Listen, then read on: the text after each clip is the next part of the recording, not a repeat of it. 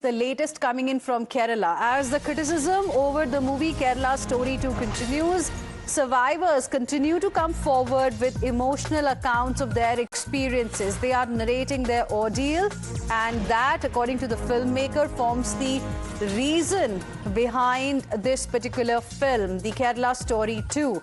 Listen in to this reaction. तो love जिहाद क्या है ये स्टोरी बताता है।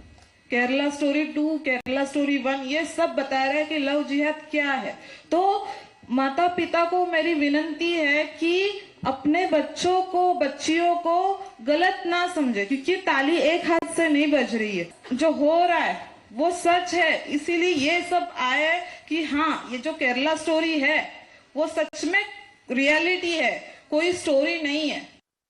Let's go across to my colleague Arpita, who is joining us live right now for more on this. Arpita, a short while ago, there was a press conference that was addressed by the makers of the film, which also included the survivors. Because ever since this film has started facing criticism, the filmmakers are trying to suggest that it's based on real stories. There are people who have suffered, and that's the reason why the story needs to be told.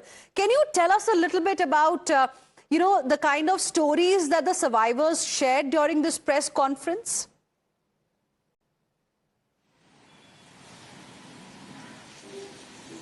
Well, same thing again and again. It is being repeated because in Kerala, when the first part was released, even then the government was against it, saying that even though the filmmakers continued to say that it is based on true events, true stories, be it the first part or the second part, they made it clear that it is based on true events. Back then, also the government of Kerala refused, saying that all of that is being portrayed in the movie is false. Again, this time, the Kerala Story 2, again, when filmmakers are saying that it is based on true events, the government and people from across spectrum, they are coming out saying that it is a false narrative that is being portrayed. In fact, when the press conference was held, the filmmakers made it clear that it is not just from Kerala. There are incidents from different parts of the state, different parts of the country, that is from Rajasthan and other places, and that is where this time they have got people, victims from different parts of the country. They said last time when first Kerala Story 1 was released, back then they had got Malayalis to talk about the real incidents that had happened. But this time, since the movie not just focuses on Kerala or on Malayalis, he has got victims from different parts of the country where victims have come forward and talking about love jihad and other experiences that they had faced. In fact, there was a father who said that his daughter was forcefully converted, and there were many other stories. Victims had come forward talking about it. Even though the filmmakers continue to say that it is based on the real life events, the Kerala government, other politicians and people in Kerala are strongly opposing it. In fact, there is also a PIL that has been filed at the High Court against. मेरा बेटा 10-12 साल का था। उसके बाद एक दिन टीका लगाया था। टीका लगाने पर उसको पानी में डुबो के रखा, तो मतलब उसकी सांस अटक रही थी। मैंने जब बोला, मैंने कहा तो मेरे बच्चे को, मैंने कहा हाँ, जब तक इसको ऐसे नहीं करूँगा, उसको सबक सिखाना भी बहुत ज़रूरी है। ये सब इसलिए करूँगा। आपके बच्चों को भी मीट खिलाते थे, बीफ खिलाते थे? उन खिलाते नहीं थे, खिलाने की कोशिश करते थे, पर हमेशा मैं लड़ती थी, मतलब मार खाती थी। वो भी पिटते थे, मैं भी पिटती थी। मैंने 11-12 साल सहा ये सब चीज़ें। क्रिमिनल भी है। क्रिमिनल कैसे? वो All right, so that was another survivor narrating the ordeal. Let me go back to my colleague Arpita, who continues to be with us at this point in time. Arpita, now on one hand, you have these survivors gathering the courage and coming out and speaking about their ordeal. We are getting more inputs. मुझे हिंदू जागरण मंच से support मिला, और एक जो मेरे friend है भोला शंकर, उन्होंने ही मुझे हर चीज़ में मेरी मदद की। उन्होंने मेरे साथ दिया कि तू अगर तू लड़ेगी तो तेरे साथ तो, लेकिन लड़ना तुम्हें ही पड़ेगा। आज मेरी लड़ाई सिर्फ मेरे बच्चे की वजह से, नहीं तो मैं कब के मर जाती। सिर्फ अपने के जो दिन मैंने देखे वो मेरे बच्चे ना देखे। आज मेरे बच्चे मेरे साथ हैं, मैं अलग हूँ, मैं बहुत खुश हूँ। बस ये कह रही थी आपकी बहुत दिक्कतें भी हुई। बहुत मतलब कैसी मारा, पीटा भी जाता था? हाँ, मुझे बहुत इतना गंदा मारते थे, इतना गंदा मार कि मैं अगर मैं प्रेग्नेंट भी रहती थी मेरे कम से कम 12-14 बार मेरा अबॉर्शन करवाया इस इंसान ने। मुझे इतना मारता था कि मेरे पेट में बच्चा तो लात मार के उसी पेट के बल से मेरे को तीसरी मंजिल से नीचे मंजिल से घसीट के ले गया था ये आदमी। क्योंकि आप बीफ नहीं खाती थी। और Let's go back to my colleague Arpita, who continues to be with us at this point in time. Arpita, now these are truly heartbreaking stories that we have heard. And, on one hand, you have these survivors who've gathered courage to tell their story. On the other hand, you have some, in politics also and in the film fraternity also, who are calling all of this propaganda.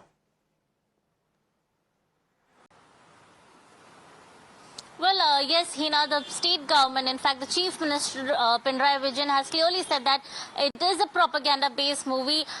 It is an RSS agenda, RSS Sangh Parivar agenda to promote this movie at a time when elections are due in the state. In fact, Congress also echoed the same voice with V.D. Satishan, K.C. Venugopal, all of them saying that it is a propaganda-based movie, and the filmmakers are clearly trying to defame the state. They're trying to put the state in a bad light. Not just politicians. In fact, Anurag Kashyap, other people from film fraternity, they have come forward saying that this movie is completely a propaganda-based movie.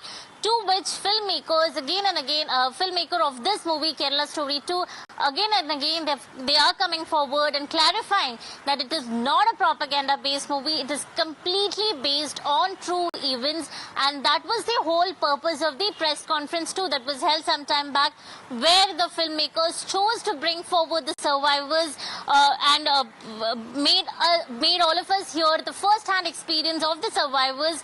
But here in Kerala, even though there is a lot of conflict about the film, already a PIL has been filed at the High Court, where a resident from Kannur has given a petition in the High Court saying that this movie should be banned, because even though the filmmakers continue to say that it is not just about Kerala, it talks about multiple states, this particular resident has claimed that the name of the movie, Kerala Story 2, implies that it is about Kerala and it is defaming the state, and that is why the resident has asked, given a petition seeking for ban of this movie that will be heard tomorrow at the High Court. Okay. So till then, we need to wait and watch what happens. But tomorrow in the High Court, as the matter is going to be heard, we'll get to know whether the film will get a go-ahead, for releasing, or will it be banned, as the demand is also growing. Arpita, request you to stay on with us. The trailer, viewers, shows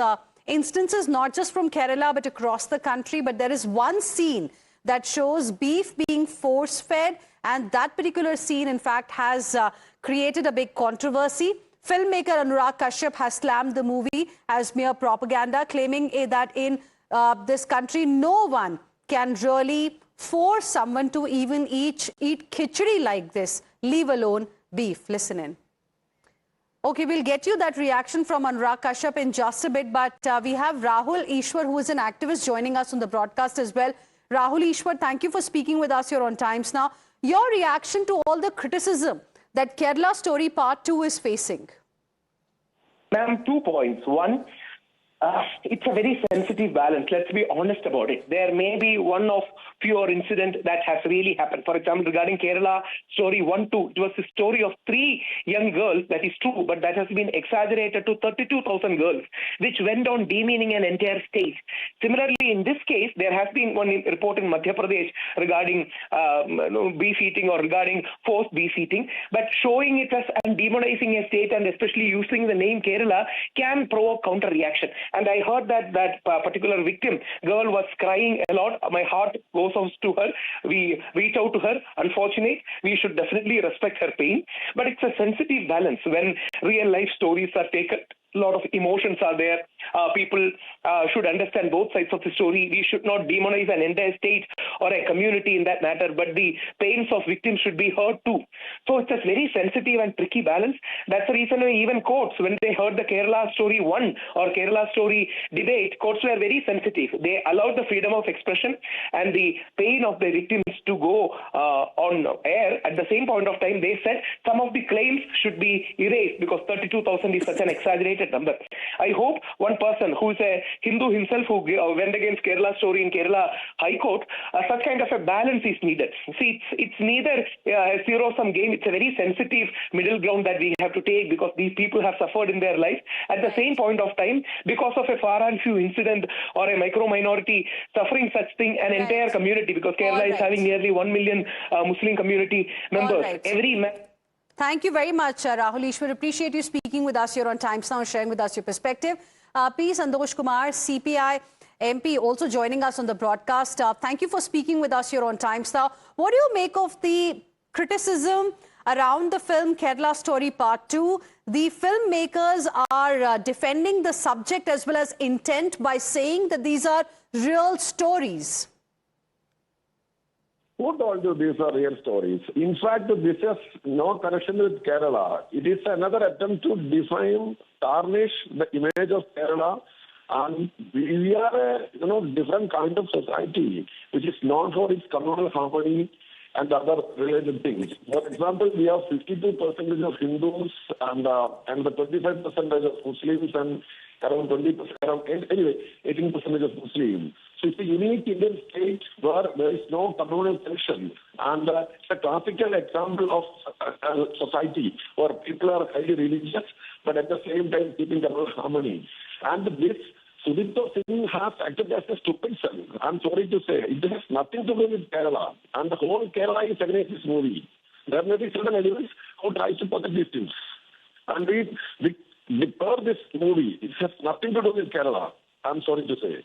All right. We leave it there. Thank you very much, Mr. Santosh Kumar. Appreciate you speaking with us here on Times Now and sharing with us your perspective. We will slip into a very short break right now. Coming back with lots more. Stay with us.